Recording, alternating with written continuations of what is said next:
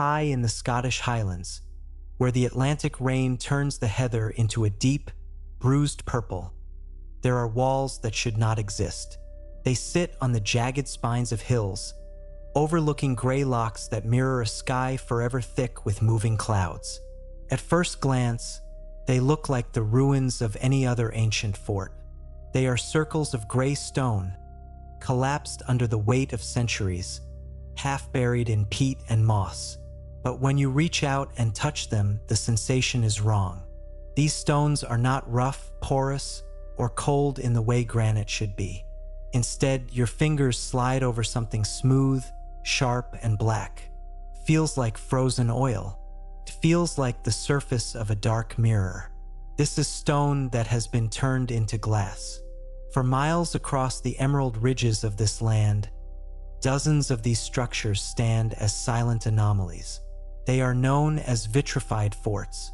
In any other context, stone is the ultimate symbol of permanence. It is the foundation of our world. To change its nature, to turn solid rock into a flowing liquid that then hardens into glass, requires a level of heat that defies the logic of the ancient world.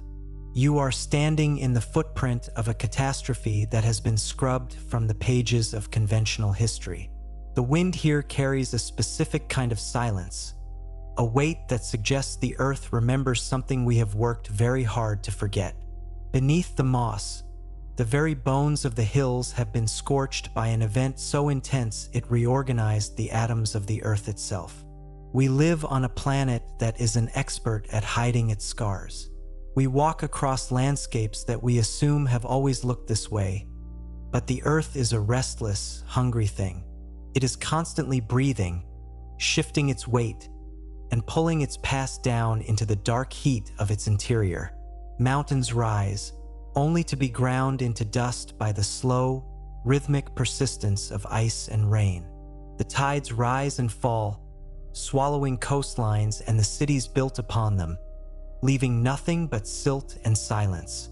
Over the vast stretches of deep time, the history of our species is a thin, fragile layer of dust sitting on top of a mountain of forgotten eras. We are used to thinking of time as a straight line, a steady climb from the primitive to the sophisticated. But the stones here tell a different story. They speak of a circle. They speak of a clock that is built into the sky, a clock that resets the world with a terrifying, rhythmic precision. To understand the mystery of the vitrified forts, you must first understand the limits of fire. In the traditional narrative, these forts belong to Iron Age tribes. We are told that during wars, or perhaps through accidental blazes, the timber frames of these walls caught fire. The theory suggests that the heat from these burning wooden beams was enough to melt the stone. But when you stand in the center of a place like Dunmaxnaeken, the math of that explanation begins to crumble. To melt granite or basalt into a glassy state, you need to reach temperatures exceeding 1100 degrees Celsius. You must maintain that heat for days, not hours. A simple wood fire, even one fed by the strongest winds of the coast, cannot achieve this. It is like trying to melt a mountain with a candle. As you walk the perimeter of the ruins, you see that the glass is not just a surface coating. It has seeped deep into the core of the walls. Huge blocks of stone have fused together, flowing into one another like wax. There are bubbles trapped inside the glass, frozen in the middle of a frantic boil. This was not a localized fire. This was a total thermal immersion. The air itself must have turned into a furnace. Imagine the sky changing color, shifting from blue to a blinding, searing white.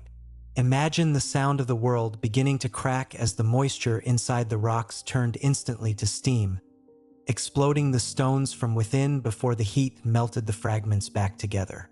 This is the signature of an aerial firestorm, a flash of energy so vast that the concept of a fort becomes irrelevant. These were not defenses against men. They are the charred remains of a world caught in a solar trap. If this were only a Scottish phenomenon, we might be able to dismiss it as a strange local mystery. But as we move across the planet, following the lines of the old world, the same glassy scars appear. We find them in the high deserts of the American Southwest. We find them in the scorched ruins of the Middle East. And we find them in the most impossible place of all, the high peaks of the Andes in Peru. At Sacsayhuaman, overlooking the city of Cusco, there are walls built from stones that weigh more than 100 tons. These are not just stacked. They are carved with a precision that seems to bypass the need for tools. They fit together with the intimacy of living cells. And yet, on many of these massive blocks, there is a distinct glassy sheen. It is a vitrified glaze that covers the hard limestone and andesite. When you run your hand over the surface, it feels unnaturally smooth, as if the rock was momentarily softened by a passing heat and then smoothed over by an invisible hand. Mainstream explanations suggest this was the result of meticulous polishing by thousands of workers over generations. But polishing does not change the chemical structure of the stone. It does not create the microscopic heat-fused layers that modern sensors detect on these surfaces. The paradox is clear. The people who built these structures possessed an engineering capability we still struggle to replicate, yet their work bears the marks of a global scorching. In the shadow of these megaliths, the air feels thin and old. You are looking at a technology that did not rely on the slow grind of iron on stone, but perhaps on a deeper understanding of matter and energy. And yet, for all their sophistication, they could not escape the sun. The skepticism of the modern world is a thick blanket. It is easier to believe in thousands of years of primitive labor than to accept that our ancestors were more advanced and more vulnerable than we are. Critics argue that if such a global heat event occurred, it would be recorded in our myths. But when we look at the oldest stories of humanity, the myth is remarkably consistent. From the Greek stories of Phaeton, who lost control of the sun's chariot and scorched the earth, to the indigenous legends of multiple suns or eras that ended in fire, the memory is there. It is just spoken in a language we have forgotten how to translate. We treat these stories as metaphors for the weather or internal psychological states, but the stones don't deal in metaphors. The stones deal in physical reality. As you move deeper into the investigation, you find the most haunting evidence in the most desolate places. In the Libyan desert, stretching for hundreds of miles, lies the Great Sand Sea. It is a place of shifting yellow dunes and a silence that feels absolute. Scattered across this wasteland are fragments of Libyan desert glass. It is a beautiful, translucent yellow-green material, so pure that it is almost 98% silica. Ancient people used it to carve jewelry, including a famous scarab found in the tomb of Tutankhamun. For decades, scientists looked for a crater, assuming a massive meteorite must have struck the Earth to create such glass. But there is no crater. There is only the glass, spread across the surface of the sand like a frozen ocean. The latest research points to something even more disturbing: an aerial burst. A sudden, massive release of thermal energy in the upper atmosphere that sent a heat pulse down to the surface, flash melting the desert floor into a sea of liquid glass without ever leaving a dent in the earth. It was a cosmic blowtorch that lasted for seconds but changed the landscape forever. When you connect the dots between the glass forts of Scotland, the glazed megaliths of Peru, and the sea of glass in the Sahara, a pattern emerges. These sites all align with a specific window in the deep timeline of our planet. They point toward a recurring cycle of solar instability. We like to think of the sun as a constant, a reliable yellow ball that provides life and warmth. But our star is a complex, breathing engine of nuclear fire. And like all engines, it has cycles. Deep in the ice cores of Antarctica and Greenland, trapped in tiny bubbles of ancient air, there is a record of carbon-14 and beryllium-10. These are isotopes created when cosmic rays hit our atmosphere. In the layers of ice corresponding to roughly 12,000 years ago, these isotopes spike with a terrifying intensity. It is the signature of a sun that has gone through a violent transition. This period, known to geologists as the Younger Dryas, was a time of absolute chaos. The Earth was emerging from the Ice Age when suddenly, in the blink of a geological eye, the temperature plummeted, and then, just as suddenly, spiked. This was not a slow change. This was a series of rapid, violent pulses. This was the solar reset. During these moments, the sun's protective magnetic shield, or perhaps its very surface, undergoes a shift. A massive release of plasma, a micronova, sweeps through the solar system. For a world caught in its path, there is no escape. The side of the Earth facing the sun in those hours would experience a heat pulse that would turn the atmosphere into a plasma fire. It would melt glaciers in an instant, causing cataclysmic flooding. It would incinerate forests, and it would turn the stone walls of the world's civilizations into the vitrified ruins we find today. The forbidden conclusion is not that we were visited by outsiders, but that we are the survivors of a long line of lost heights. We are a species with amnesia, living in the ruins of a much older, more integrated global culture. This culture understood the 12,000-year cycle. They built with stone because they knew it was the only thing that could survive the fire and the flood. They built underground in massive complexes like Derinkuyu because they knew the surface of the planet would periodically become a furnace. They left us the vitrified bastions not as forts to win a war, but as markers, scabs on the skin of the world that tell us where the fire hit last. As we look at the world today, the modern relevance of this theory becomes a heavy shadow. We live in a civilization built on the assumption of a stable sun and a predictable earth. Our cities are made of glass and steel, materials that would evaporate or shatter in a solar pulse. Our knowledge is stored on digital servers that rely on a delicate magnetic balance. We are more sophisticated than the builders of the vitrified forts, but we are also more fragile. The cycle of the 12,000-year reset is not a relic of the past. It is a countdown. We are currently moving into the window where the isotopes in the ice suggest the next shift is due. The Earth's magnetic field is weakening, and the sun's behavior is becoming increasingly erratic. To look at a vitrified wall in the Scottish Highlands is to look into a mirror of our own future.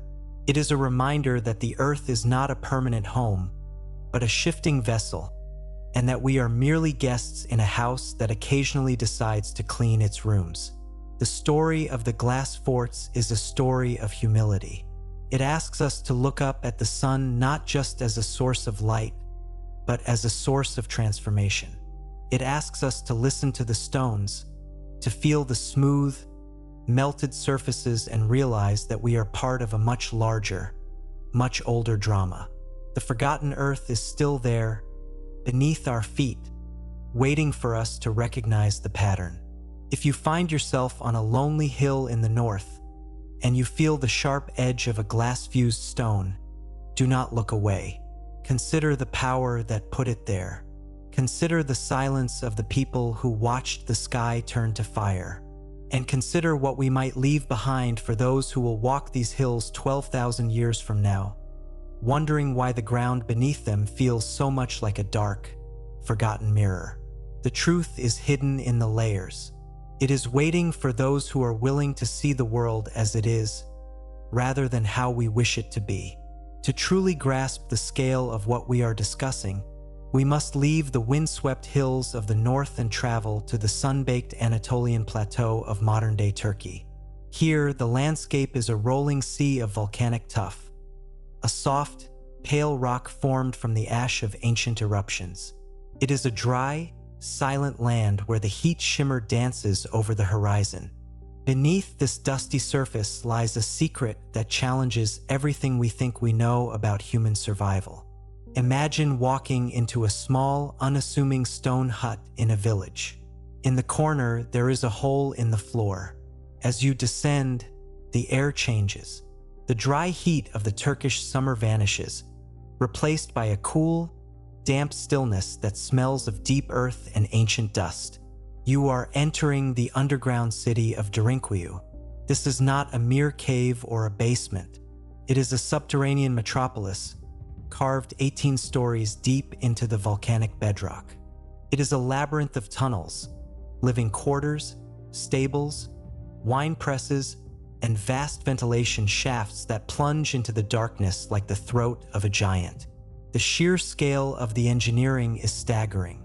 There are enough rooms and halls here to house 20,000 people, along with their livestock and their food supplies. Massive circular stone doors, weighing half a ton each, sit in grooves in the walls, designed to be rolled shut from the inside to seal off entire levels. Standard history tells us that these cities were built by early Christians or local tribes hiding from raiding armies. But when you spend time in the deep silence of these tunnels, that explanation begins to feel thin. Consider the paradox of the hiding theory. If you are a farmer in the Iron Age and you see an army approaching on the horizon, your instinct is to flee into the mountains or melt into the forest. You do not spend decades, perhaps centuries, carving a city for 20,000 people deep into the rock. You do not build massive ventilation systems that reach hundreds of feet to the surface, shafts that would be easily discovered and blocked by any enemy above. You do not keep cattle underground in the dark for weeks at a time to hide from a passing raid. Derinkuyu was not built to hide from men. It was built to hide from the sky. As you run your lantern over the walls, you see the marks of the tools. The rock was carved with a precision that suggests a massive, coordinated effort. The city is designed for long-term habitation in a world where the surface has become a death zone. The skepticism of the academic world insists that these were temporary refuges, but the infrastructure tells a different story. The ventilation is too perfect, the wells are too deep, the storage capacity is too vast.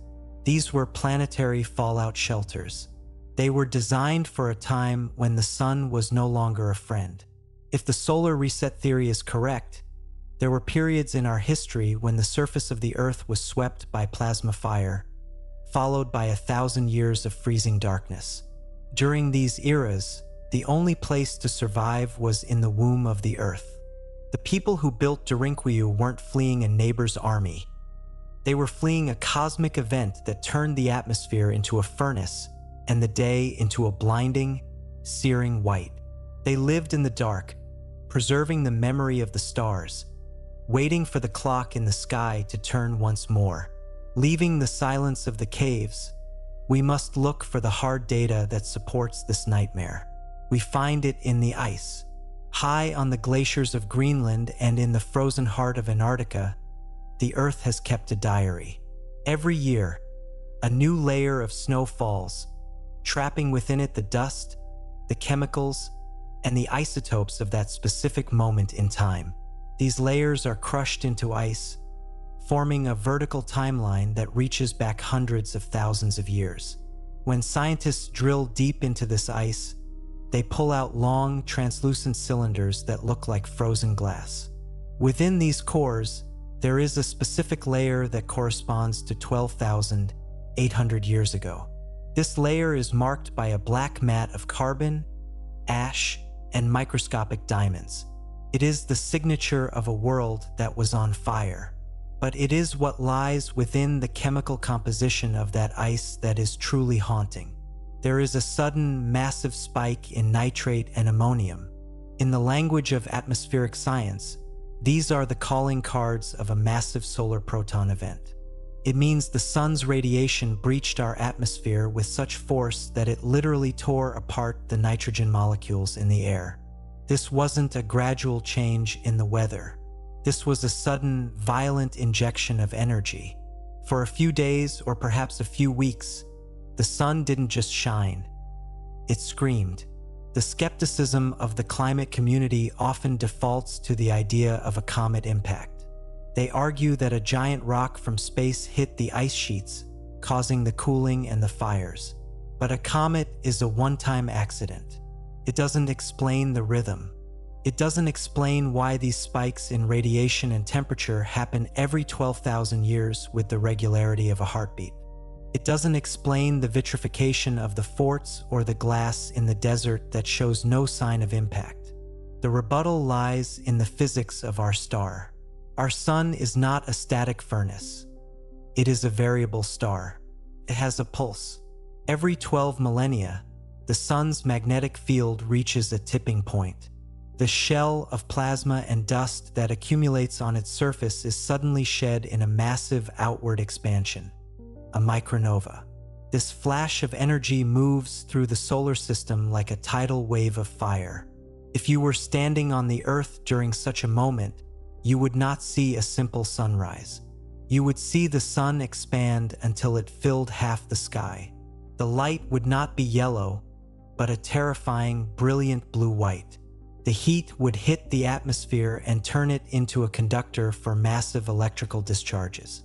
This is the origin of the thunderbolts of the gods, found in every ancient mythology. These weren't metaphors for rainstorms.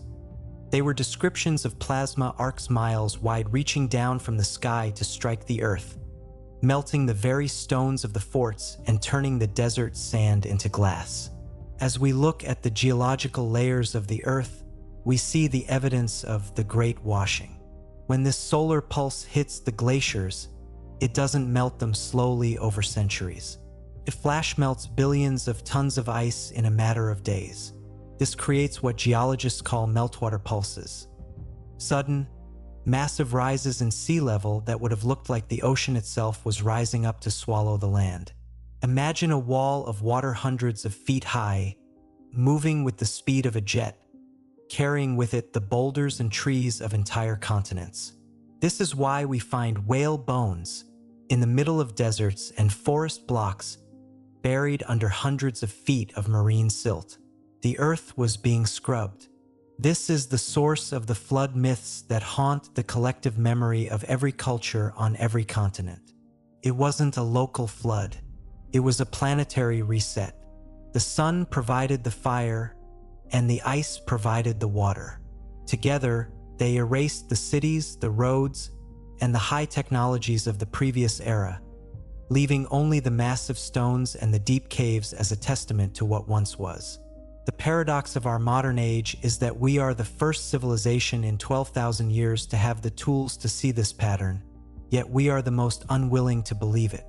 We have built our world on the surface, in the open, under a sun we assume is our servant. We have forgotten the protocol of the underground. We have forgotten that the earth is not a stable stage, but a shifting, breathing organism that periodically sheds its skin. As we move toward the climax of this investigation, we must ask the most difficult question of all. Are we simply waiting for the next flash? The data suggests the answer is written in the very air we breathe. The Earth's magnetic field, the invisible shield that protects us from the sun's rage, has been weakening at an accelerating rate over the last century. The magnetic poles are wandering, moving faster each year toward a point of inversion. When the shield fails, the sun's energy no longer slides around us. It pours in.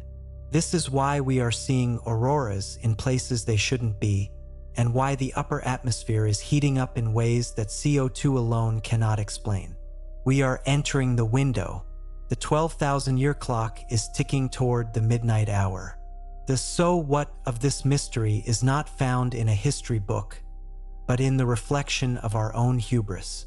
We believe we are the masters of our destiny because we have mapped the globe and split the atom. But the builders of the vitrified forts likely felt the same way. They built walls they thought would last forever. They watched the same sun we watch every morning.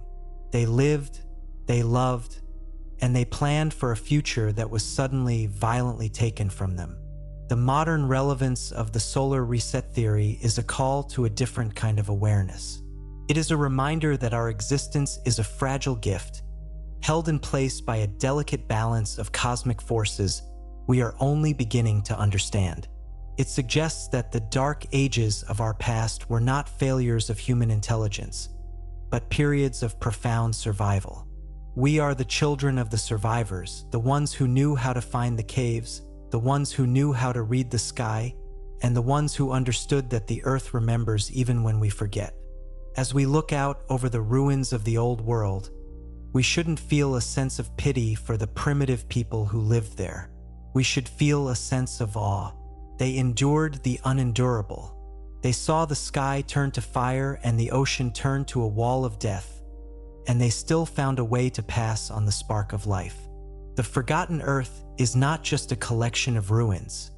It is a manual for survival.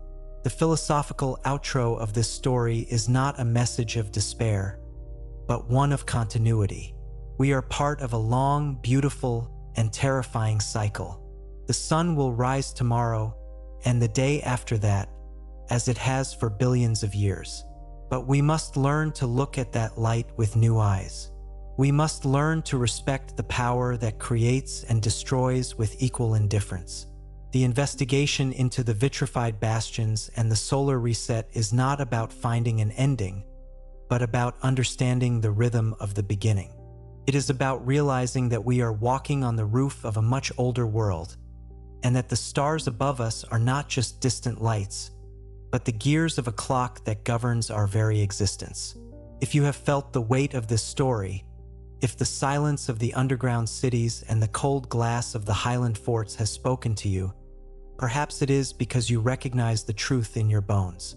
The earth is telling us something. It is whispering through the layers of ice and the scorched stones of the Andes. It is telling us to remember, to join us as we continue to peel back the layers of our planet's hidden past. Consider staying a while longer. There are more stories waiting in the shadows, more anomalies that defy the standard narrative, and more truths hidden in the deep time of our world. The earth has many secrets, and we have only just begun to listen. To find the next piece of this fractured puzzle, we must ascend. We must leave the lowlands and the sheltered valleys and climb until the air becomes thin and brittle, until the sky takes on a deep, bruised indigo hue that only exists at the edge of the world. We are traveling to the Altiplano of Bolivia, a high-altitude plateau where the wind never truly stops and the earth feels as though it is trying to touch the stars. Here, at over 12,000 feet above the level of the sea, lie the ruins of Puma Punku. In the language of the local people, the name means the gateway of the Pum. But what remains here is not a gate, nor even a building in the traditional sense. It is a field of shattered giants. Massive blocks of red sandstone and gray andesite are scattered across the dusty ground as if a great hand had reached down and swept a tabletop clean. Some of these blocks weigh over 130 tons. They are not merely large. They are engineered with a mathematical rigor that seems fundamentally out of place in the ancient world. When you kneel in the dust and run your fingers along the internal corners of these stones, the sensation is unsettling. The lines are so straight, the angles so perfectly 90 degrees, that they feel more like molded plastic or machine-cut steel than hand-carved rock. There are grooves and drill holes that are perfectly uniform, appearing as if they were routed out with a high-speed bit. In the thin, cold air of the Andes, the skepticism of the modern archaeologist feels particularly hollow. We are told these were shaped with stones and copper chisels. But andesite is a volcanic rock of immense hardness. Attempting to carve these intricate, modular joints with copper would be like trying to cut a diamond with a wooden spoon. The paradox of Puma Punku is found in the H-blocks. These are large, modular stones shaped like the letter H, with complex interior shelving and interlocking grooves. They look like the components of a giant, Lego-like construction system. When you look closely at the surfaces where these blocks would have joined, you find something that the history books often omit. There is a faint, unmistakable glaze. It is the same vitrification we saw in the Scottish Highlands, a microscopic layer of the stone that has been flash-heated into glass. In the traditional view, this is explained away as polishing. But you cannot polish an internal right angle into a glassy state without rounding the edges. The edges at Puma Punku are sharp enough to cut skin. The alternative theory suggests that these stones were not carved at all. They were cast. The builders may have possessed a technology that allowed them to liquefy stone, perhaps using concentrated solar energy or a chemical geopolymer, and pour it into molds. This would explain the perfect uniformity and the glassy finish. But it also suggests something darker. Puma Punku does not look like it collapsed over time. It looks like it exploded. The massive blocks are tossed in every direction, lying in the silt and mud as if they were caught in a sudden, violent upheaval. There is evidence of a massive wave of mud and water that swept over the site from the nearby Lake Titicaca, carrying with it the broken remains of a civilization that had reached the pinnacle of architectural precision. At this extreme altitude, the atmosphere is thin, provides very little protection from the sun. If a solar micronova occurred, if that 12,000-year pulse struck the Earth, the Altiplano would have been one of the first places to feel the full, unmitigated weight of the fire. The high-altitude stone would not just have been heated, it would have been bombarded by high-energy particles that would have turned the very air into a searing plasma. The precision-engineered city was not just ruined, it was dismantled by the physics of the sky. The people who lived here, who possessed a mastery of stone that we still envy, were caught in the open. They were the architects of the heights, and they were the first to be erased. From the thin air of the Andes, the investigation takes us north, across the equator, to the rugged landscapes of the Pacific Northwest in North America. Here, the Earth tells a story of water, but it is water born of fire. This is the region known as the Channeled Scablands. To look at this landscape from above is to see a scar that stretches for hundreds of miles. It is a labyrinth of deep, dry canyons, massive coulees, and giant ripple marks that are so large they can only be recognized from an airplane. For nearly a century, geologists believed these features were carved by the slow, steady grind of wind and rain over millions of years. This is the doctrine of uniformitarianism, the idea that the present is the key to the past and that everything happens slowly. But in the 1920s, a lone geologist named J. Harlan Bretz looked at the Scablands and saw something different. He saw a catastrophe. Bretz pointed to the giant ripple marks, ridges of gravel and stone that stand 30 feet high and are spaced hundreds of feet apart. On a small scale, you see these on a sandy beach after the tide goes out. But to create ripples 30 feet high, you need a wall of water hundreds of feet deep, moving with the speed of a highway vehicle. Bretz argued that the Scablands were created in a matter of days by a flood of such biblical proportions that it defied human imagination. The scientific establishment of his day mocked him. They called his theories dogmatic and unscientific because they sounded too much like the flood myths of the Bible. They refused to accept that the Earth could change so violently in such a short period. But Bretz was right. We now know that at the end of the last ice age, roughly 12,800 years ago, the massive Cordilleran ice sheet, which covered much of North America, didn't just melt. It vanished. Billions of tons of ice were converted into liquid water in an instant. This created a flood that released more water than all the rivers of the world combined, 10 times over. It tore through the landscape, plucking up basalt boulders the size of houses and carrying them for hundreds of miles. It carved canyons deep into the bedrock in a single afternoon. But what could cause such a sudden, violent melting of a continent-sized glacier? A comet impact is the standard alternative. But a comet is a localized strike. To melt the ice sheets of both the northern and southern hemispheres simultaneously, you need a source of heat that covers the entire globe. You need the sun.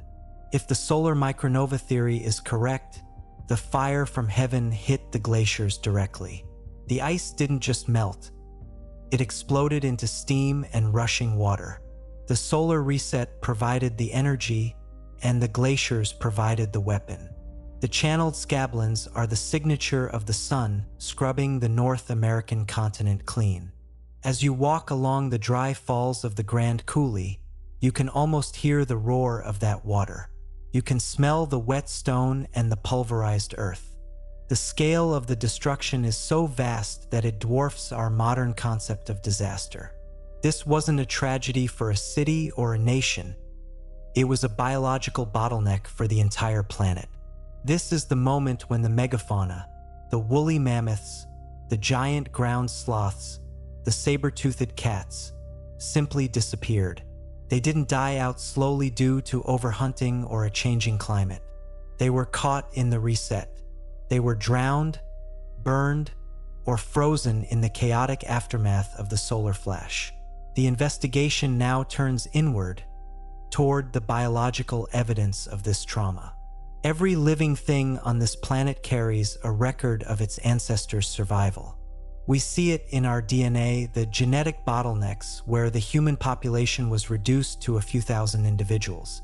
We see it in the sudden shifts in brain size and tool use. But we also see it in our collective psyche. Why do we have a universal fear of the dark? Why do so many of our oldest religions center on the worship or the appeasement of the sun? Why do we build our most sacred structures to align with the solstices and the equinoxes, as if we are obsessively tracking the movement of a giant, sleeping beast? The skepticism of the psychologist would suggest these are mere projections of our own mortality. But the rebuttal is found in the thunderbird and the sun serpent. Across the globe, from the petroglyphs of the American Southwest to the carvings of ancient Europe, we see the same strange shapes etched into the stone. They are figures with multiple arms, circles with radiating lines, and serpentine forms that seem to dance in the sky. Plasma physicists have recently discovered that when high-energy electrical discharges occur in the atmosphere, the kind that would happen during a solar micronova, they form specific stable shapes. These parrot instabilities look exactly like the squatter man and the sunbird found in ancient rock art. Our ancestors weren't drawing monsters from their dreams. They were drawing the sky as it appeared during the catastrophe. They were eyewitnesses to the plasma discharge of the sun. They were recording the face of the reset. As we reach the climax of this narrative, the unifying theory begins to lock into place. The vitrified forts of Scotland, the melted stones of the Andes, the sea of glass in the Sahara, the underground cities of Turkey, and the scarred landscapes of North America are all parts of a single, coherent story. It is the story of the 12,000-year cycle. The so what of this journey is found in the realization that we are living in a temporary window of stability. We have used this window to build a civilization of unprecedented complexity, but we have also built a civilization of unprecedented ignorance. We have moved the majority of our population to the coastlines, the very places that will be the first to go when the ice melts.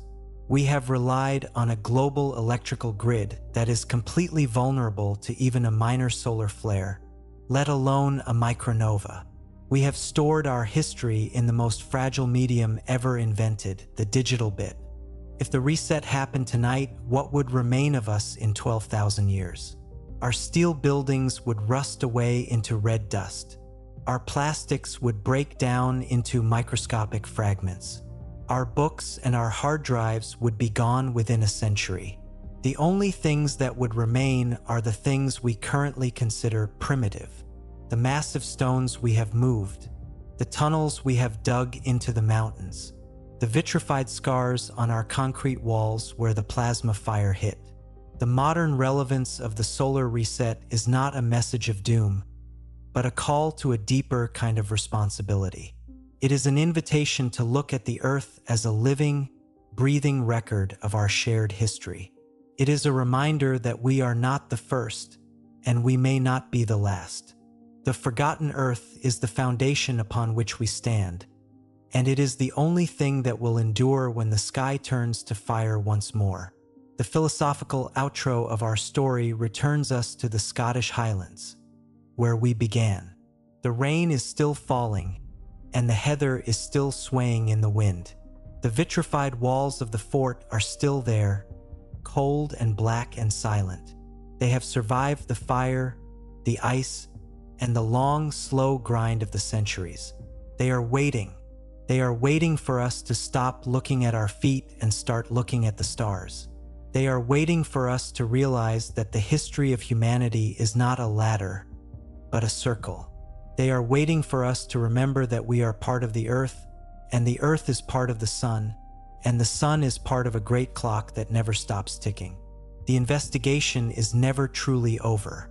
Every stone, every layer of ice, and every ancient myth is a clue.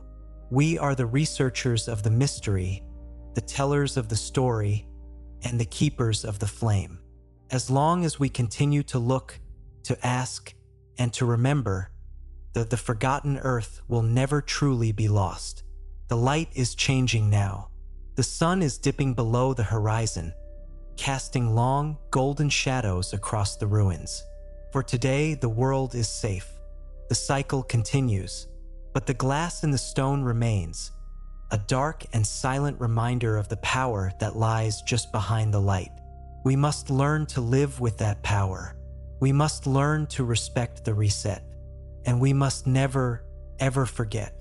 If you have stayed with us through this deep dive into the shadows of our past, perhaps it is because you feel the rhythm of the clock yourself. Perhaps you know that the story of the earth is your story, too. There are more paths to follow, more ruins to explore, and more secrets to uncover. The journey into the heart of the forgotten earth has only just begun. Stay curious, stay vigilant, and remember that the past is never dead. It isn't even past. It is simply waiting for the light to hit it in just the right way. To understand the full scope of the solar reset, we must follow the water.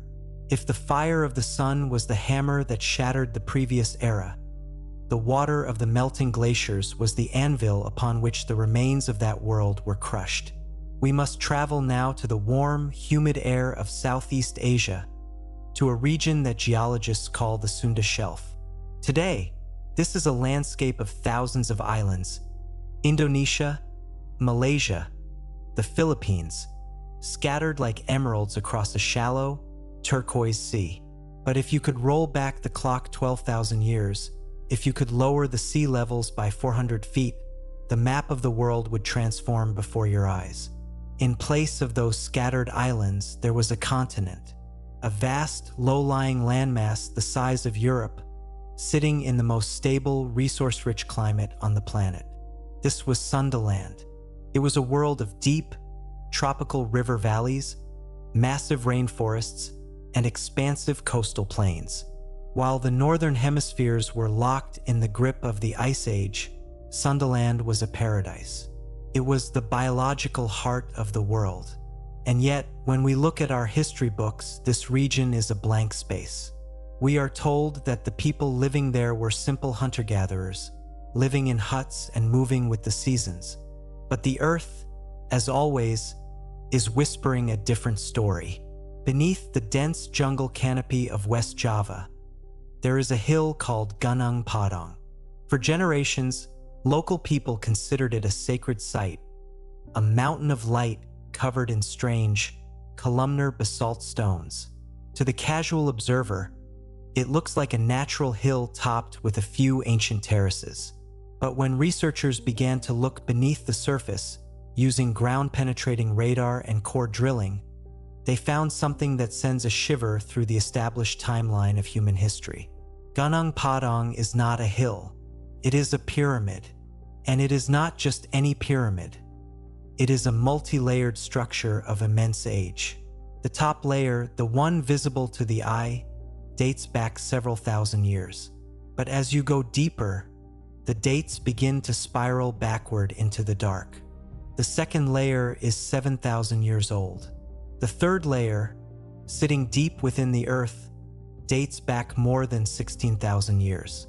And the very foundation, the core of the structure, may be as old as 25,000 years. This means that while the rest of humanity was supposed to be chipping flint in caves, someone in Sundaland was organizing massive labor forces to terrace a mountain and encase it in stone. They were building with a sense of permanence that suggests a high civilization. But where did they go? Why is there no record of their empire? The answer lies in the sudden, violent rise of the sea. When the solar pulse hit the northern ice sheets, the runoff wasn't a gradual trickle. It was a planetary surge. The Sunda shelf, being low and flat, didn't stand a chance. Within a matter of weeks, perhaps even days, millions of square miles of inhabited land were swallowed by the rising tide. The cities, the roads, the libraries, and the farms of Sundaland were buried under hundreds of feet of silt and salt water. The survivors were pushed inland and upward, fleeing to the high ground of the islands we see today. They became maritime refugees. They took their knowledge, their seeds, and their stories and sailed outward across the Indian and Pacific Oceans. This is why we find the same flood hero myths in every culture around the ring of the world. This is why we find the sudden, unexplained appearance of agriculture and megalithic building in places like Mesopotamia, Egypt, and Peru, all occurring at the same moment in time.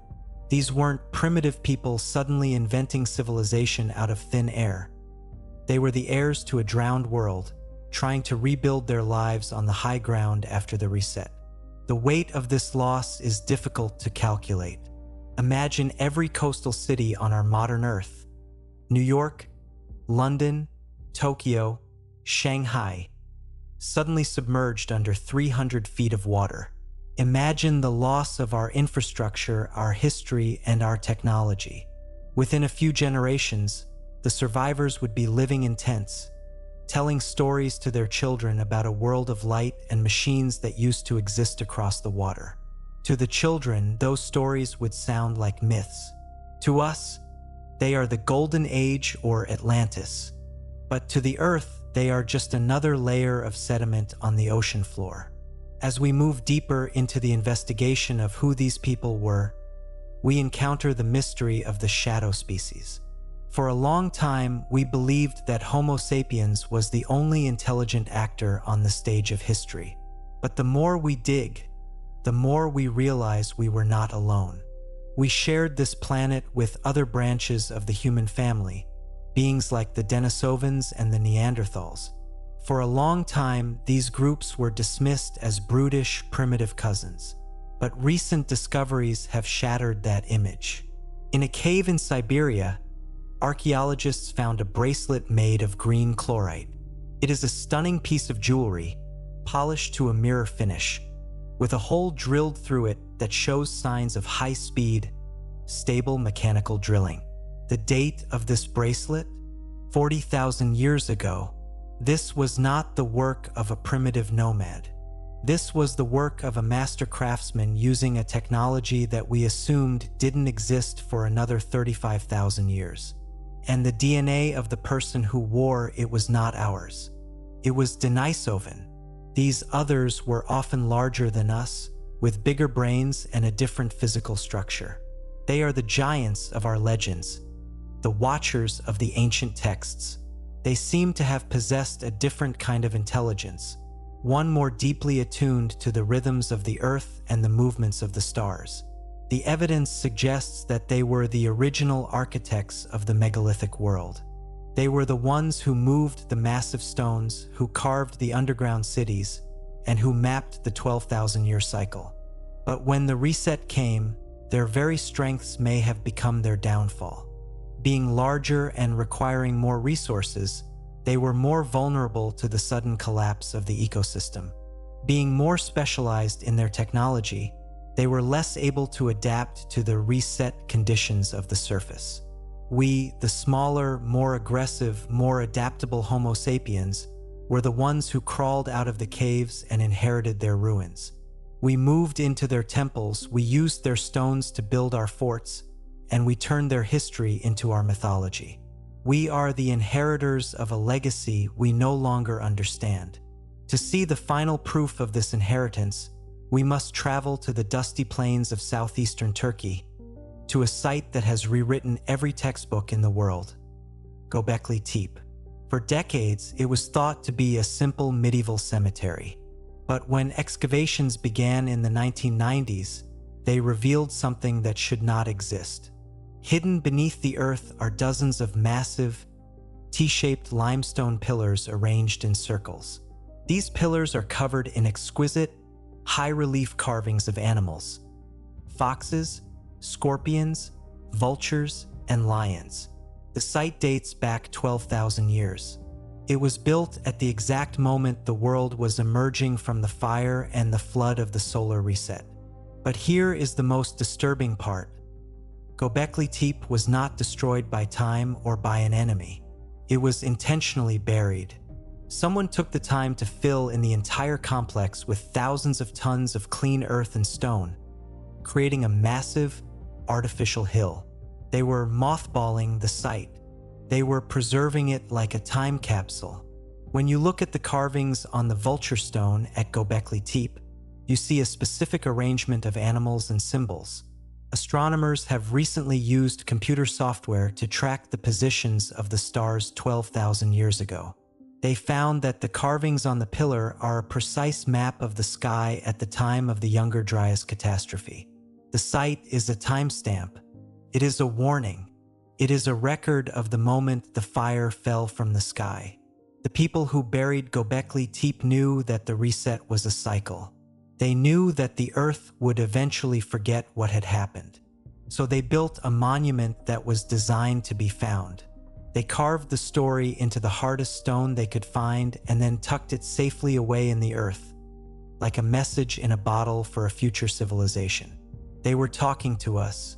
As you stand among the pillars of Göbekli Tepe, you can feel the weight of that message. It is a message of warning, but also of profound hope.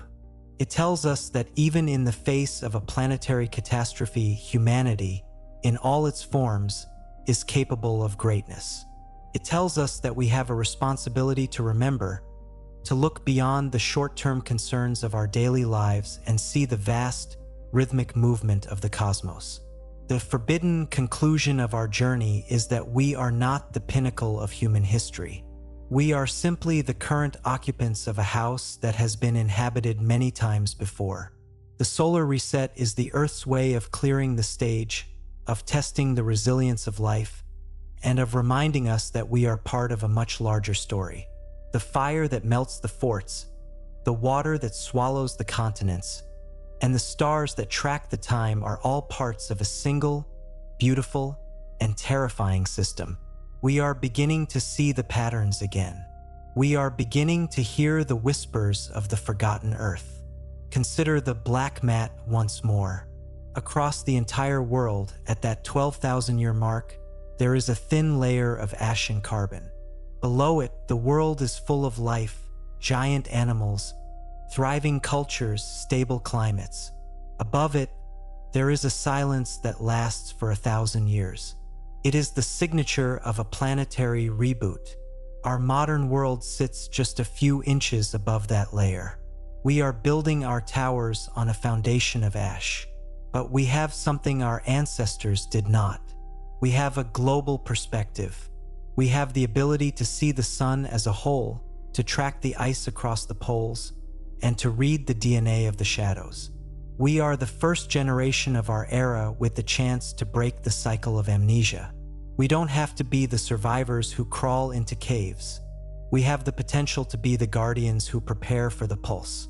As we reach the conclusion of this narrative, we return to the tactile reality of the stone. Whether it is the smooth, vitrified walls of Scotland, the modular H-blocks of Puma Punku, or the silent pillars of Göbekli Tepe, the earth is holding the evidence for us. It is asking us to be brave enough to look. The story of the solar reset is not a story of fear. It is a story of awakening. It is a story that bridges the gap between the scientist and the storyteller, between the past and the future. It is a reminder that the forgotten earth is not just something to be studied. It is something to be respected. The sun is a powerful master. The water is a relentless cleaner. But the human spirit, the drive to build, to understand, and to remember, is the most enduring force of all. We have survived the reset before, and we will face it again. The only question is whether we will go into the next cycle with our eyes open or our minds closed. The silence of the Highland fort is no longer a vacuum. It is a space filled with the echoes of those who came before. The glass on the stone is a light that guides us back through the dark. And as the wind moves through the heather and the locks reflect the shifting sky, we realize that we are never truly alone in time. We are part of the pulse. We are part of the reset. And we are finally beginning to remember. The investigation continues in every step you take upon this ancient ground. The ruins are not ends. They are beginnings.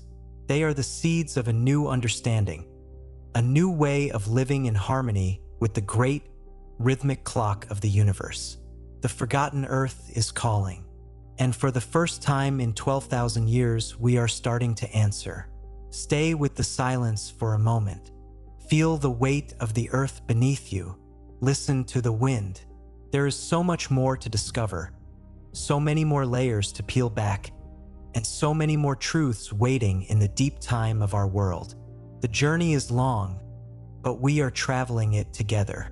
Look to the horizon, watch the light, and remember, to understand the true nature of the fire that melted the world, we must look at the sky not as a void, but as a conductor. In our modern understanding, we see the space between the earth and the sun as a silent vacuum, but the ancients saw something else. They saw a celestial sea, a medium through which the great powers of the universe moved. And when the 12,000-year pulse begins, that medium changes, thickens. It becomes electric. Imagine standing on a coastline 12 millennia ago. The air begins to hum. It is a low, vibrating sound that you feel in your teeth and in the marrow of your bones. The birds fall silent, and the animals begin to move toward the deep caves, driven by an instinct older than their species. The sky begins to shift from its familiar blue into a bruised, electric violet. Faint ribbons of light, like the northern lights but visible even at the equator, begin to dance across the zenith. These are the first signs that the Earth's magnetic shield is buckling under the weight of a massive solar discharge. As the sun's pulse reaches the upper atmosphere, the air itself begins to glow. This is the birth of the plasma arcs. In our time, we see lightning as a momentary flash, a quick strike between a cloud and the ground. But during a solar reset, the lightning is of a different order of magnitude. It is the thunderbolt of the gods, described in the oldest Sanskrit texts and the legends of the Mediterranean. These were not mere sparks. They were massive, sustained columns of plasma, miles wide, reaching down from the heavens to touch the earth. Where these arcs hit, the stone does not just shatter, it flows. If you have ever seen a piece of wood struck by high-voltage electricity, you have seen the Lichtenberg figures, the beautiful fern-like patterns of scorched earth where the energy sought the path of least resistance. Now, imagine that on a planetary scale. This is the source of the strange, vitrified trenches we find in the deserts of the world, and it is the reason why the massive stones of the high Andes show signs of being scooped, as if by a giant white-hot spoon.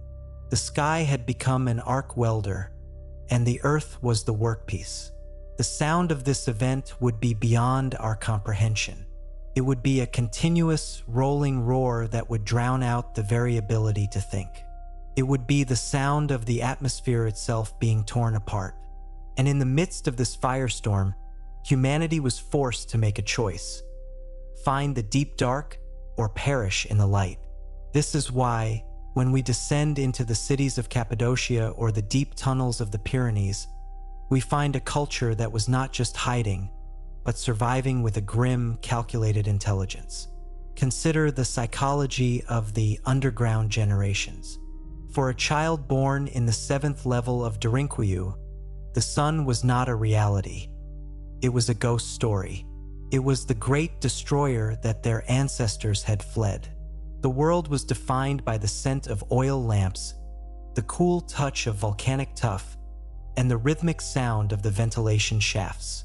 They lived in a state of constant, focused preparation. They tracked the passing of time by the subtle shifts in the Earth's vibration, waiting for the moment when the serpent in the sky would finally sleep.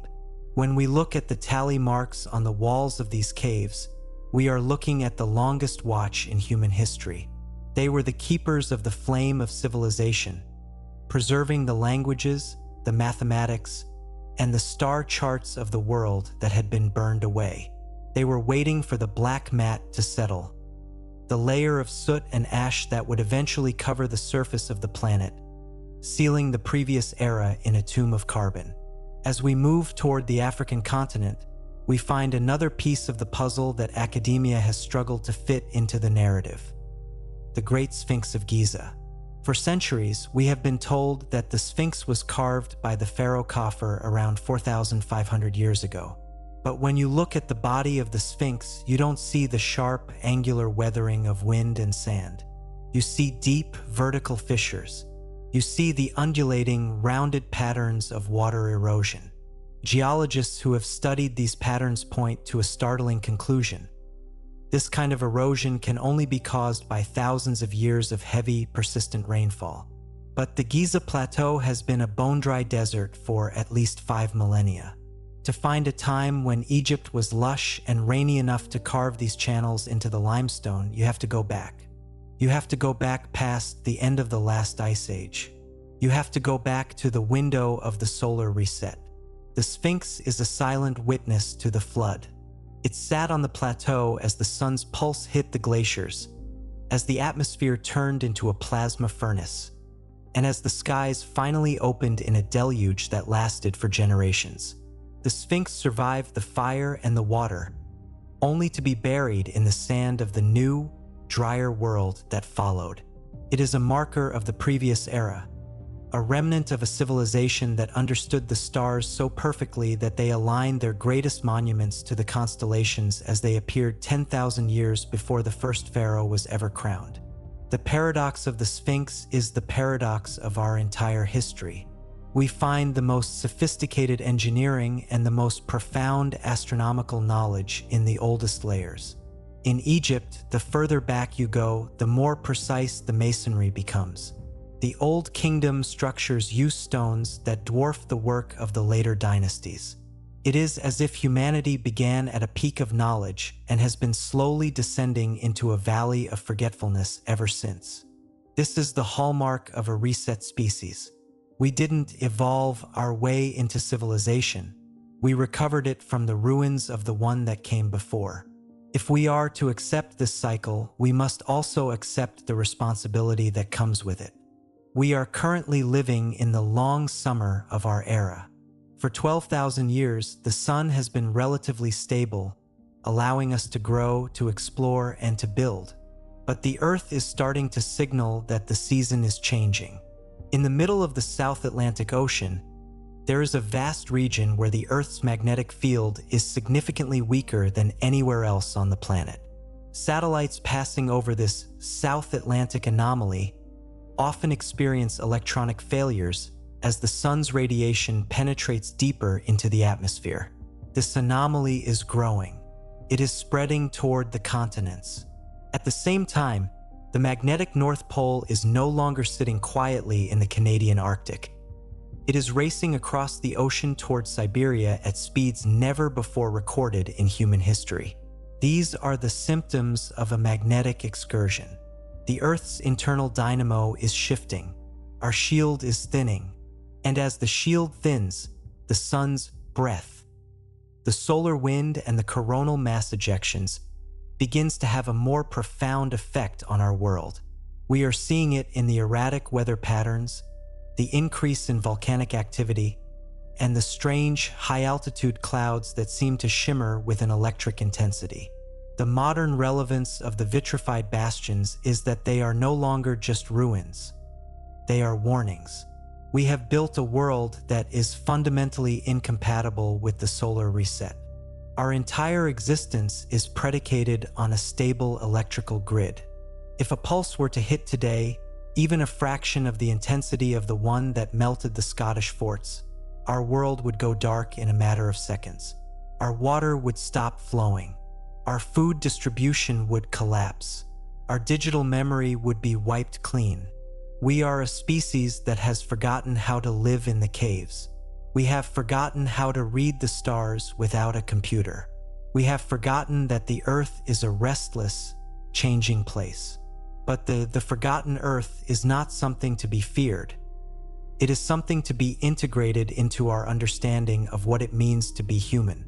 The survivors of the last reset didn't just hide. They prepared.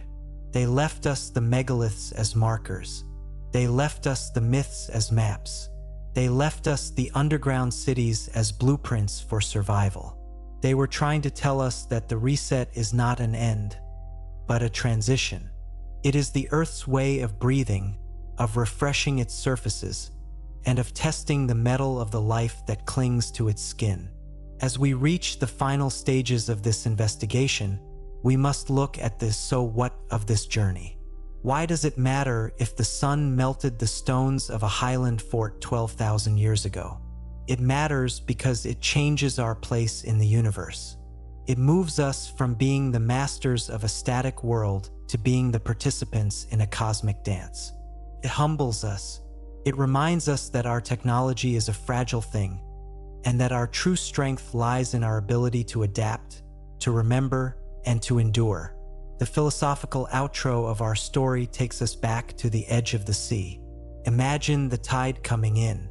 For a tiny creature living in a tide pool, the incoming ocean is a cataclysm, a world-ending event that changes everything.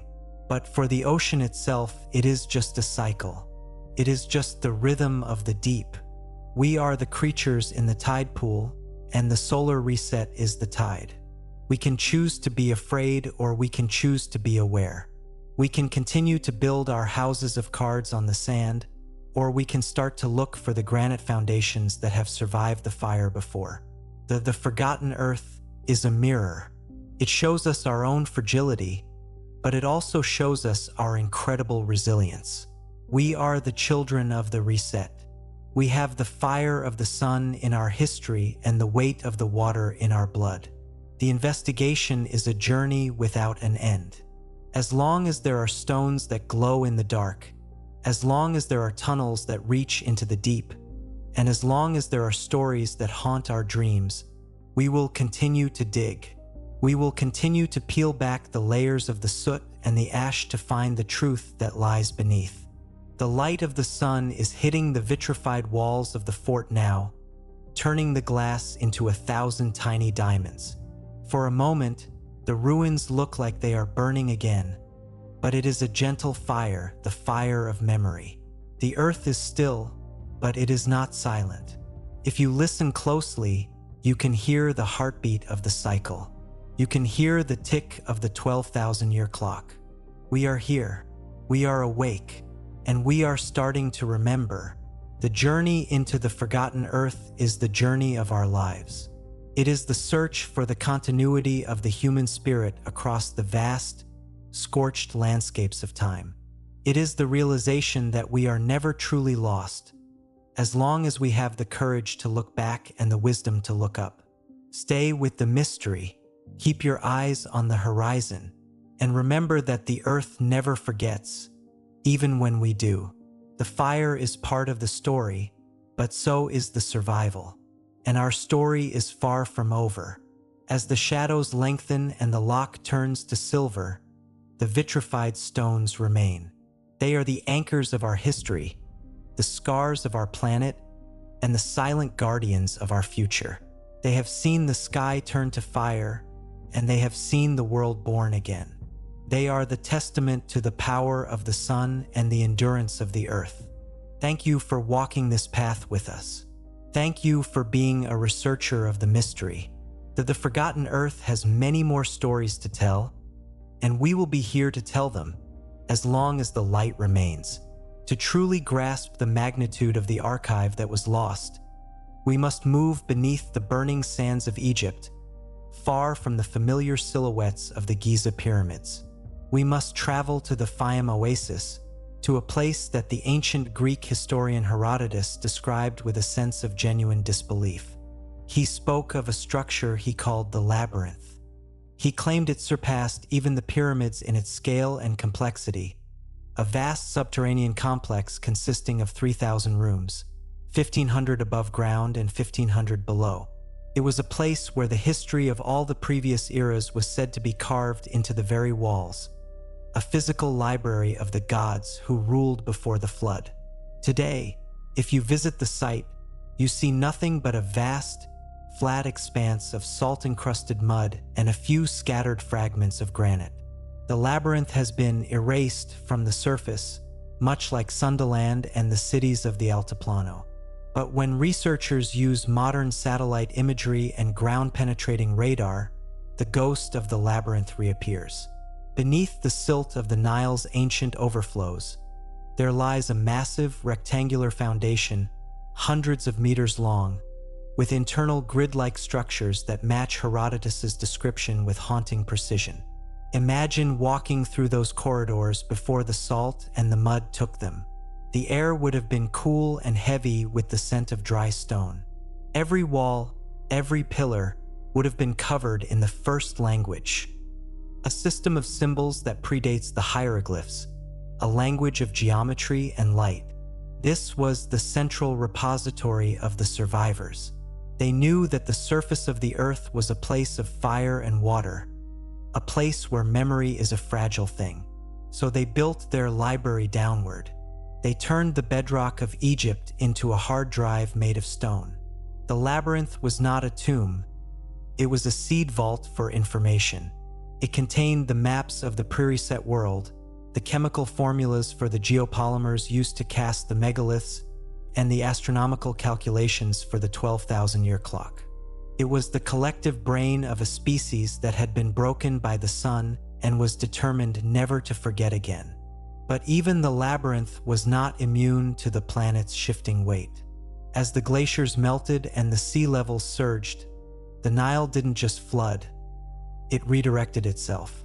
The great labyrinth was swallowed by the earth, sealed in a tomb of saturated silt, waiting for a civilization with the tools and the courage to dig it back up. The paradox of our modern search for this knowledge is that we look for artifacts, pottery, gold, jewelry, when the real treasure is the stone itself. We must travel now to the middle of the Pacific Ocean, to the remote island of Pohnpei, to find the ruins of Nan Madol.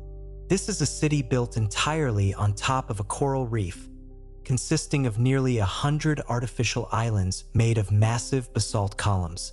These columns, some weighing 50 tons, are stacked like logs to form walls and platforms that rise directly out of the water. The local legends say the stones were flown into place by two brothers who used their voices to make the rocks weightless. In the language of the forgotten earth, we might call this acoustic levitation or a mastery of the stone's internal resonance. But what is truly anomalous about Nan Madol is the magnetism. The basalt used to build the city contains a high concentration of magnetite. When you bring a compass near these walls, the needle spins wildly, unable to find north. Why would an ancient culture go to the immense trouble of quarrying thousands of magnetic basalt logs from the other side of the island and transporting them across the sea to build a city on a reef? One theory suggests that Nan Madol was part of a global grounding system. If the Earth's magnetic field buckles during a solar reset and the atmosphere becomes thick with plasma energy, these magnetic megalithic sites may have acted as lightning rods on a continental scale. They were designed to draw the electrical fury of the sky down into the earth, dampening the thunderbolts of the gods and protecting the biological life nearby. Nan Madol was not just a palace, it was an atmospheric stabilizer, a piece of planetary engineering that we have mistaken for a primitive ruin. As we move across the Pacific toward the isolated speck of Easter Island, or Rapa Nui, we encounter the Moai. These are the famous giant stone heads, but they are not just heads. Excavations have shown that they have full bodies buried deep beneath the soil. These figures are not looking at the sea. They are looking inland, toward the sky. They are all carved from a single volcanic crater, and they are placed with a specific orientation to the stars. The forbidden truth of Rapa Nui is that the island was not always a lonely outpost. It is the peak of a submerged mountain range that was once part of a much larger landmass, perhaps the legendary Lemuria or Mu. The Moai were the silent watchers of that lost world. Their elongated ears, their heavy brows, and their specific hand placements are identical to the figures found at Göbekli Tepe in Turkey and in the pre-Inca ruins of Tiwanaku. It is a global icon, a signature of the shadow species that lived through the reset. The Moai were markers of time. They were built to track the wobble of the Earth's axis, the precession of the equinoxes. The survivors knew that the Earth doesn't just spin. It tilts and rolls like a top that is losing its momentum. This tilt is what determines the 12,000-year cycle. When the tilt reaches a certain angle, the magnetic stability of the Sun and the Earth is compromised. The Moai were built to stand as permanent observers of this cosmic movement. Their heavy stone faces turned toward the point in the sky where the fire would first appear. To understand the atmosphere of the reset itself, we must go to the first morning. Imagine the fire has passed. The plasma arcs have faded, and the sky has finally turned from a searing white to a thick, suffocating gray. This is the era of the Great Dark. The atmosphere is choked with the ash of a billion trees and the pulverized dust of the scorched continents. The sun is a pale, ghostly disk that provides no warmth. The world is silent, save for the sound of the rain. A rain that is black with soot and acidic with the chemicals of the ionized air. This is the moment of the great cold. With the sun's light blocked by the shroud of ash, the planet's temperature plummets. The impact winter begins. For the survivors in the caves, this was the ultimate test. They had survived the fire, but now they had to survive the hunger and the dark. This is the period that the Norse myths call Fimbulwinter, the 3 winters without a summer that preceded the end of the world. It was a time when the memories of the old world began to fade into the desperate reality of survival. The so what of this atmospheric transition is found in our own weather today. We are seeing a return of the sky glow, a phenomenon where the upper atmosphere remains illuminated long after sunset. We are seeing the blue shift of the sun's light as it passes through a thinning magnetic shield. The Earth is preparing for its next breath. The Great Dark is not a historical curiosity. It is a recurring phase of our planet's life. As we deepen our investigation into the genetic memory of this time, we look at the White Sands fossil tracks in New Mexico. Here, on the edge of a dry salt lake, there are footprints preserved in the gypsum. They show a young woman carrying a child, walking quickly across the mud. Overlapping her tracks are the footprints of a giant ground sloth and a woolly mammoth. For decades, these tracks were dated to 13,000 years ago, but recent analysis of the seeds trapped in the mud has pushed the date back to 23,000 years. This means that humans were living, hunting, and raising children in the Americas for 10,000 years longer than we were told. They were there for the previous reset. They watched the megafauna disappear, and they watched the lakes dry up. They were the bridge between the eras. Their footprints are a tactile reminder that the forgotten Earth was a lived reality. These were people with the same hopes and fears as us, walking through a landscape that was about to be erased by the sun. The skepticism of the academic world often focuses on the lack of high-tech artifacts. They ask, if they were so advanced, where are the gears? Where are the wires? Where are the computers? But this is a misunderstanding of the nature of their technology. The previous era was not built on the manipulation of electrons in silicon. It was built on the manipulation of resonance, frequency, and the internal structure of matter. Their computers were the megaliths themselves, resonant structures that could store information in the lattice of the quartz crystals within the stone. Their grid was the planetary ley line system, a natural energetic network that they tapped into through the placement of their pyramids and mounds. When the solar reset hits, our technology is destroyed because it is external to the Earth. Their technology was integrated into the Earth. It didn't break in the plasma fire. It was simply deactivated when the planetary resonance shifted. To us, their ruins look like just rocks because we no longer have the software, the knowledge of frequency and sound, to turn them back on. We are looking at a dormant machine and calling it a cave. As we reach the next phase of this story, we must look at the genetic echo of the shadow species. We now know that every human on Earth, except for those of pure sub-Saharan African descent, carries a percentage of Neanderthal or Denisovan DNA. But there is a third, unknown ancestor hidden in our code, a ghost population that has never been found in the fossil record, but whose genes are present in modern populations in the Pacific and Southeast Asia.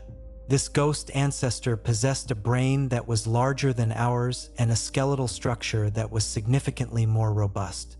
They were the ones who could live in the thin air of the Andes and the deep cold of the Siberian tundras without the need for complex clothing.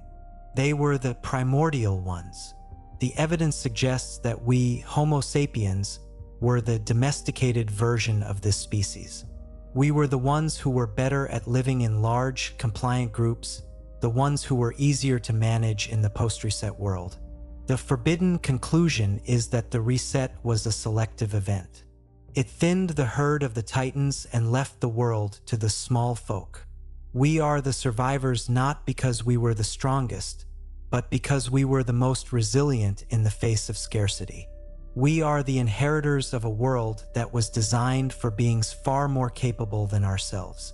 And as the 12,000-year clock ticks toward the next pulse, the question is whether we have enough of that ancient ghost intelligence left in our blood to recognize the signs and prepare for the shift. The atmospheric detail of the reset is not just about the fire. It is about the chemistry. During a solar micronova, the sun's radiation strips away a portion of our ozone layer. This allows a flood of ultraviolet and X-ray radiation to reach the surface. This radiation doesn't just kill, it mutates. It causes a sudden, massive leap in the evolutionary process. This is the punctuated equilibrium that biologists see in the fossil record, the sudden appearance of new species and the disappearance of old ones without any intermediate forms. The reset is the planet's way of forcing a software update. It is a moment of intense, high-energy transformation where the very building blocks of life are rearranged. We are currently seeing a rise in anomalous biological changes in our own world, new viruses, shifting migratory patterns, and changes in the human immune system. These are the precursors. The Earth is preparing its inhabitants for the radiation of the reset. As we look back at the vitrified forts of Scotland, we see them now not as failures of defense, but as evidence of the update in progress. The fire that melted the stone also changed the people who watched it. It burned away the old ways of thinking and forced a new, more desperate, more focused intelligence into being.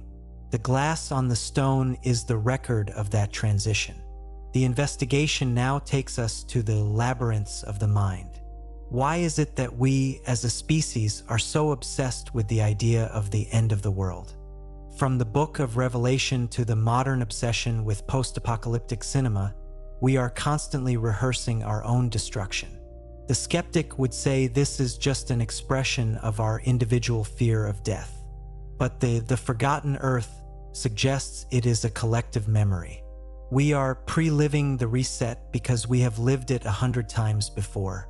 It is a biological program that is triggered when the sun's light begins to change, when the magnetic field begins to wobble, and when the sky glow returns. Our anxiety is not a pathology. It is a warning system, It is our ancient ghost DNA trying to tell us that the long summer is over and that it is time to look for the caves. Imagine the labyrinth of Egypt once more. Imagine the rooms filled with the knowledge of 1,000 cycles. If we could walk those halls today, we wouldn't find a history of progress. We would find a history of cycles. We would find that every 12,000 years, humanity reaches a peak, builds a global civilization, and then is reset by the sun. We are not the first modern people. We are just the latest. The weight of this realization is immense. It strips away our hubris and replaces it with a profound sense of continuity. We are part of a lineage that stretches back into the millions of years, a lineage that has survived the fire and the flood over and over again. The forgotten earth is our mother, our teacher, and our witness. The silence of the Highland fort is the silence of a classroom after the students have left. The lesson is there, written in the glass, if we only have the eyes to see it. The 12,000-year clock is not an enemy. It is a rhythm. It is the heartbeat of our solar system. And as we move closer to the next beat, we must find a way to align ourselves with that rhythm. We must learn to build for the long term again. We must learn to store our knowledge in ways that can survive the fire, not in digital clouds, but in the stone, in the DNA, and in the deep memory of our stories. We must become the shadow species of our own era, the ones who prepare the way for the survivors of the next reset. The journey is far from over. There are more ruins to find, more codes to break, and more secrets to uncover in the layers of the earth. We are the researchers of the mystery, and our work has only just begun. The sun is rising, and for now it is a gentle light. But we know what lies behind the glow. We know the power of the pulse, and we know that the earth never forgets.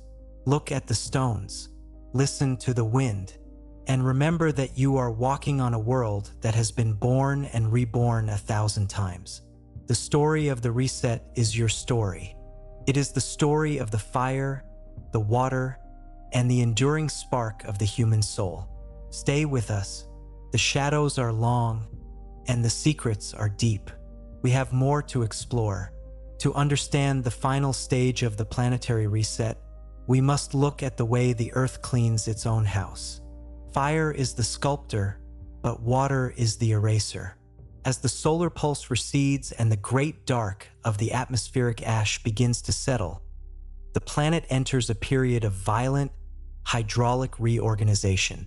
This is the moment of the meltwater pulses, sudden, massive injections of fresh water into the global oceans that occur with a speed and volume that defy modern climate modeling. We are not talking about a slow rise of the tides. We are talking about the displacement of entire geographical realities. We must look toward the Indian Ocean, specifically the narrow stretch of water between the southern tip of India and the island of Sri Lanka. Here, just beneath the surface of the turquoise waves, lies a chain of limestone shoals and sandbanks known as Adam's Bridge or Rama Setu. For centuries, this was dismissed as a natural geological formation, a product of coral growth and shifting sands. But recent satellite imagery and underwater surveys have revealed something far more provocative. The structure is 30 miles long and, in many places, appears to be composed of massive, quarried stones laid upon a bed of sand. The local legends, recorded in the ancient Ramayana, claim that this was a physical bridge built by a vast army to cross the sea. To the skeptic, this is pure mythology. But to the researcher of the forgotten earth, the dates are what matter. Geological studies of the sandbanks suggest that this bridge was above sea level until roughly 5,000 years ago. More importantly, it sits upon a foundation that was exposed during the previous reset, 12,000 years ago. Rama Setu is a remnant of a time when the world was connected in ways we can no longer imagine. It is a ghost of a terrestrial path that allowed for the migration of the shadow species and the maritime refugees of Sundaland. When the meltwater pulses hit, These low-lying connections were the first to be reclaimed by the sea. The water didn't just rise, it surged. It pushed the salt into the freshwater rivers, it drowned the coastal forests, and it buried the bridges of the old world under millions of tons of marine silt. Rama Setu is a scar of that separation, a physical reminder of the moment the world was broken into pieces. From the Indian Ocean, we follow the rising tide into the Mediterranean basin. Today, we think of the Mediterranean as a stable, sun-drenched sea, the cradle of Western civilization. But 12,000 years ago, it was a very different place.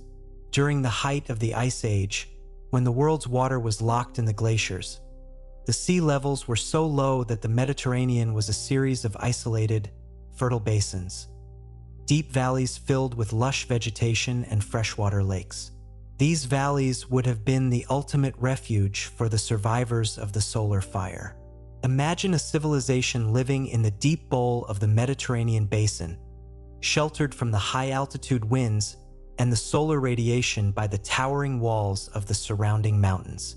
They would have built cities of marble and limestone, connected by trade routes that spanned the dry floor of what is now a sea. But they were living in a geographical trap. When the northern ice sheets finally collapsed in the final pulse of the reset, the Atlantic Ocean rose until it reached the lip of the basin, the narrow gap between the Pillars of Hercules, what we now call the Strait of Gibraltar. The result was the Zanclean flood, but on a scale that occurred with terrifying speed during the Younger Dryas. The Atlantic didn't just leak in, it roared. A wall of water, miles wide and thousands of feet deep, surged into the Mediterranean basin with a force equivalent to 1,000 Niagaras. For the people living in those fertile valleys, there was no escape. Their world was filled in a matter of months. Their temples, their libraries, and their history were buried under a mile of salt water. This is the real origin of the Atlantis myth. It wasn't an island in the middle of the ocean. It was the drowned floor of the Mediterranean, a lost world that now sits in the dark, silent depths beneath the cruise ships and the fishing boats of the modern age. We are sailing over the ruins of our own ancestors, and we don't even know it. The power of this cleaning is what makes the archaeological record so frustratingly thin. Water and silt are the perfect erasers. When a city is drowned by a meltwater pulse, it is not just submerged, it is encased. The weight of the water compresses the silt into a hard, anaerobic shell that prevents decay but also prevents discovery. We are looking for the forgotten earth in the wrong places. We are looking on the surface, where the wind and the rain have ground everything to dust, when we should be looking in the deep basins, beneath the layers of salt and mud that were deposited when the world was washed clean. As we reach the final thematic turn of our journey, we must address the most uncomfortable truth of the solar reset. The cleaning is not a mistake. It is a function. In the biological world, a forest fire is a catastrophe for the individual trees, but it is a necessity for the forest. It clears the undergrowth, it releases the seeds that only open in extreme heat, and it returns nutrients to the soil. The solar reset is the planetary equivalent of a forest fire. The fire of the sun burns away the technological undergrowth of a civilization that has become too complex, too disconnected from the earth. It forces the species to return to its core, to its biological and spiritual foundations. The water that follows is the rain that cools the earth and prepares the soil for a new season of growth. We are currently living in the late autumn of our era. The fruits of our technology are heavy on the vine, and the air is starting to turn cold. We see the signs of the season of change in the magnetic field of our planet. This is not just a scientific curiosity. It is a tactile reality. Pilots have to constantly adjust their navigation systems because the magnetic north is moving so fast. Migratory birds are becoming disoriented, their internal compasses twitching as the Earth's dynamo shifts. Even the whales, who navigate by the magnetic contours of the ocean floor, are beaching themselves in record numbers, lost in a sea where the invisible maps are being redrawn. These are the whispers of the reset. The Earth is shifting its weight. It is preparing for the next pulse. And as we look at the vitrified forts of Scotland one last time, we realize they are not just monuments to a lost past. They are the first responders of the next era. They have already been through the fire. They have already been turned into glass. They are the most stable structures on the planet because they have already reached their final thermal state. They will be here long after our steel skyscrapers have rusted into nothing. The modern relevance of this story is a call to a new kind of deep time literacy. We must stop thinking in terms of 4-year election cycles or 10-year business plans. We must start thinking in terms of 12,000-year pulses. We must ask ourselves what we are building that is worth the stone it is carved on. What knowledge are we preserving that can survive the fire and the flood? If we were to build a message in a bottle for the people who will live 12,000 years from now, what would it say? It wouldn't be a digital drive. It wouldn't be a book. It would be a monument of stone, placed in a high, dry cave or buried deep in the bedrock. It would be a story told in the universal language of geometry and the stars. It would tell them that we were here, that we saw the light, and that we survived. The philosophical outro of our long-form documentary takes us back to the tactile experience of the world. Close your eyes for a moment and imagine the highland rain on your face. Feel the solid, unyielding weight of the earth beneath your feet. Listen to the wind as it moves through the heather.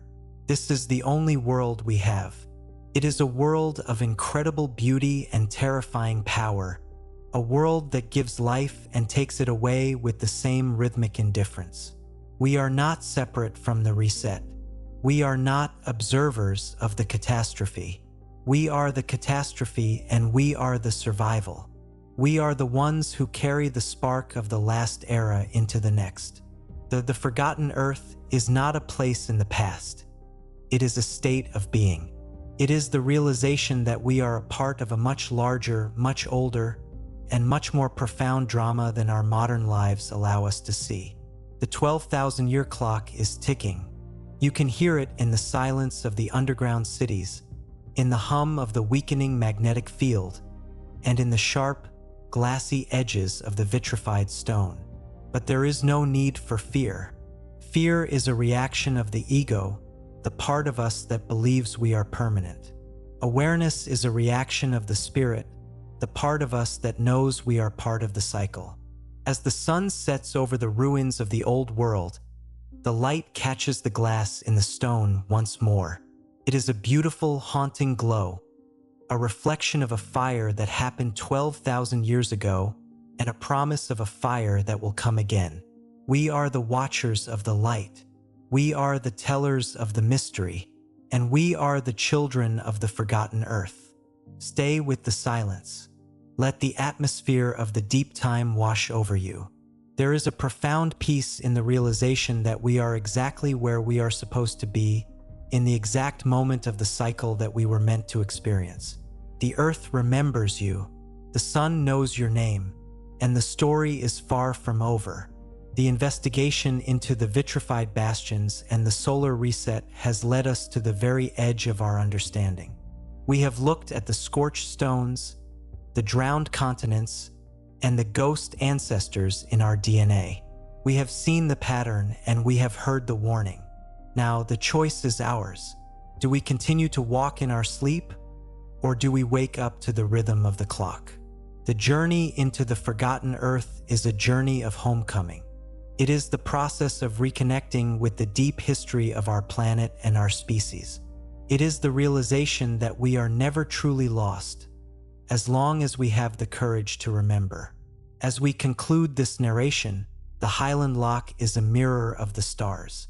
The sky is clear, and the sun is waiting just below the horizon to begin a new day. For now, the world is at rest. The fire is sleeping. The water is calm. But the glass in the stone remains. It is the dark, silent witness to the truth. Remember the fire, respect the water, and listen to the earth. Thank you for being part of the Forgotten Earth.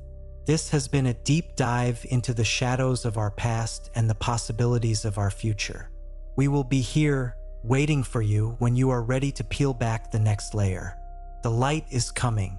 Stay vigilant